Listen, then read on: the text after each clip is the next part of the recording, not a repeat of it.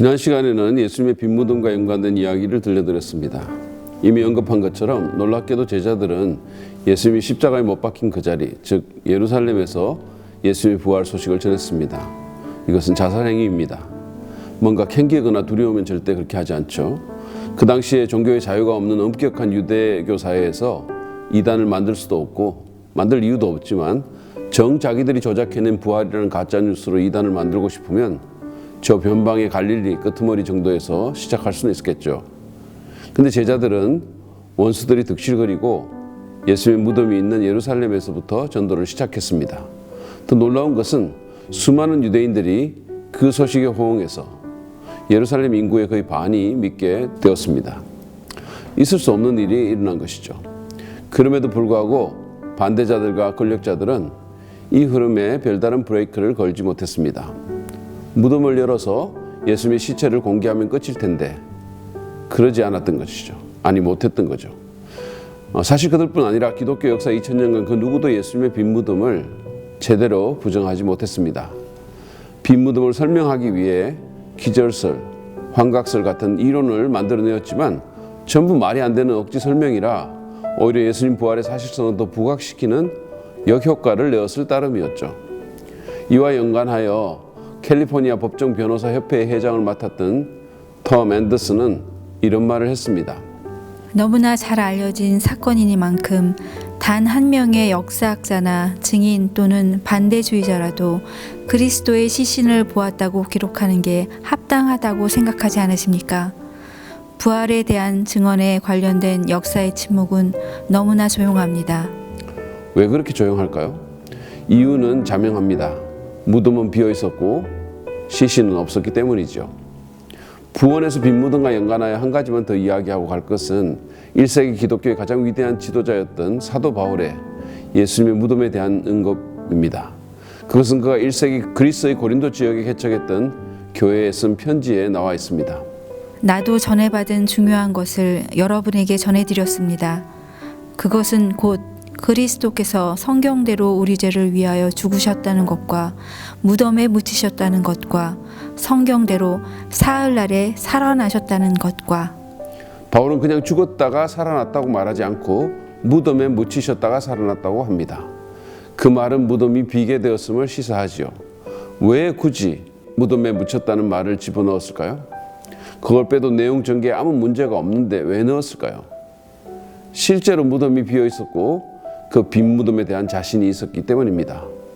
바울이 이 말을 쓴 고린도전서라는 이 편지는 당시 로마 제국에 퍼져 있던 교회에서 서로 돌려읽던 공적 문서였습니다. 그것은 예수님의 사후 한 20년 정도 만에 기록된 것입니다. 예수님과 동시대를 살았던 수많은 사람들이 그때까지 살아 있었습니다. 만약에 예수님의 무덤이 실제로 비어 있지 않았다면 바울이 이런 기록을 남길 수 있었을까요? 이처럼 빈 무덤의 증거는 예수님이 실제로 부활하셨음을 강력하게 지지합니다. 오늘 또 하나의 강력한 단서를 나누기 원하는데 그것은 바로 예배일의 변경에 관한 것입니다. 많은 사람들이 알고 있겠지만 유대인들은 모세 시대부터 안식일을 예배일로 거룩하게 지켰습니다. 그들의 안식일은 금요일 해가 질 때 시작해서 토요일 해가 질 때 끝이 납니다. 복음서에서 여인들이 예수님의 무덤에 찾아가는 이야기는 다 안식일이 끝난 다음 날 새벽, 즉 일요일에 시작됩니다. 예수님은 금요일 오전 9시에 십자가에 달리셨고 당일 오후 3시에 운명하셨죠. 공회원인 아리마대 요셉과 니고데모가 로마의 총독 빌라도에게 허락을 받고 시신을 끌어내려 요셉 자신의 무덤에 장사를 마친 직후 금요일 6시쯤부터 안식일이 시작되었을 것입니다. 여인들은 토요일 오전에 예배를 드리고 종일을 기다렸다가 저녁 6시쯤 안식일이 풀리자 상점에서 향료를 샀습니다. 그리고 그 다음날 즉 일요일 새벽에 바로 무덤으로 향했던 것이죠.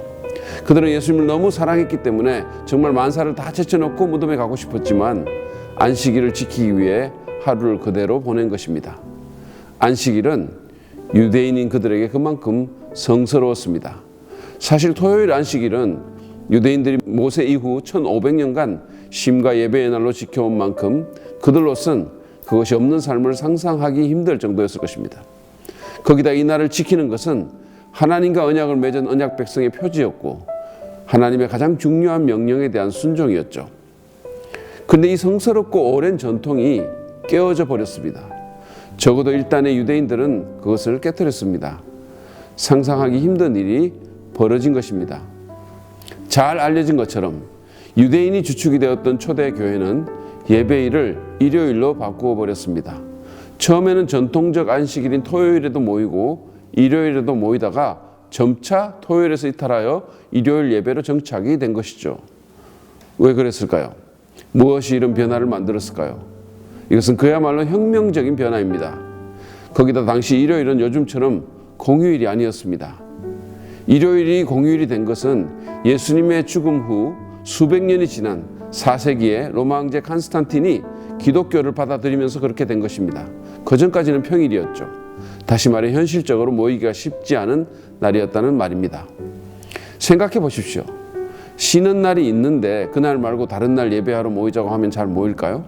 말하자면 교회의 목사인 제가 다음 주부터 쉬는 날인 일요일이 아니라 평일인 월요일 저녁 7시부터 예배를 시작한다고 하면 교인들이 기쁘게 함께 할까요? 아마 그 다음 주부터 예배일이 바뀌는 게 아니라 목사가 바뀌게 될 것입니다. 그렇지 않을까요? 그런데 그들은 무슨 이유인지 예배일을 안식일인 토요일에서 평일인 일요일로 바꾸었던 것입니다. 왜 그랬을까요? 그래야만 할 무슨 이유가 있지 않았을까요? 사실 1500년간 지켜온 전통을 바꾼다는 것은 거의 불가능에 가깝습니다. 예전에 우리나라가 구정을 신정으로 바꾸려고 했던 적이 있습니다. 조선 말기 고종 때도 그랬고 일제강점기 때도 그랬고 군부 독재 정권 때도 그랬습니다. 성공했을까요? 못했습니다.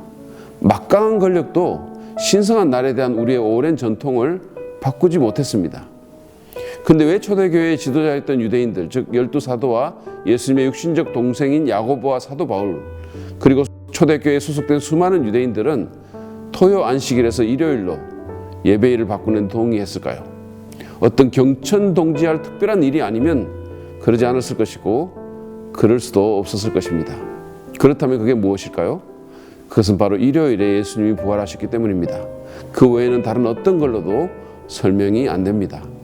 사복음서의 부활 이야기에 나온 표현처럼 예수님은 안식 후 첫날 또는 일회 또는 주간의 첫날, 즉 일요일에 부활하셨습니다. 그래서 그날이 주의 날, 즉 주일이 되었고 초대교회의 예배일이 되었던 것이죠. 하나님께서 인류의 가장 큰 원수인 사망 권세를 깨뜨리시고 구원을 완성하신 날, 그 날이 일요일이었기 때문에 1500년간이나 지속되었던 유대인의 성스러운 안식일이 바뀔 수 있었던 것입니다. 말하자면 하나님이 이 땅에 오셔서 인간이 가장 두려워하고 가장 한계를 느끼는 최대의 골칫거리인 죽음을 죽이시고 사람들 앞에서 하나님의 살아계심과 하나님의 하나님 되심을 드러내신 날이 일요일이었기 때문에 자연스럽게 그날이 예배일이 된 것입니다. 그것이 아닌 그 어떤 것도 이런 혁명적인 변화를 만들어낼 수는 없습니다. 잘 생각해 보시기 바랍니다. 이것은 단순한 날의 변경이 아닙니다. 이것은 가장 오래되고 신성한 전통의 교체요, 혁명적인 변화입니다. 하나님의 아들 예수 그리스도의 부활 외에는 설명이 되지 않고 있을 수도 없는 대사건인 것입니다.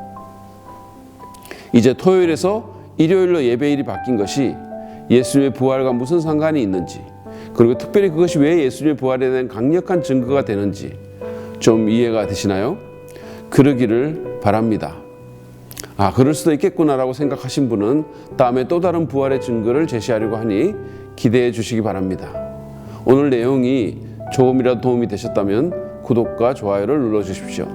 대단히 감사합니다.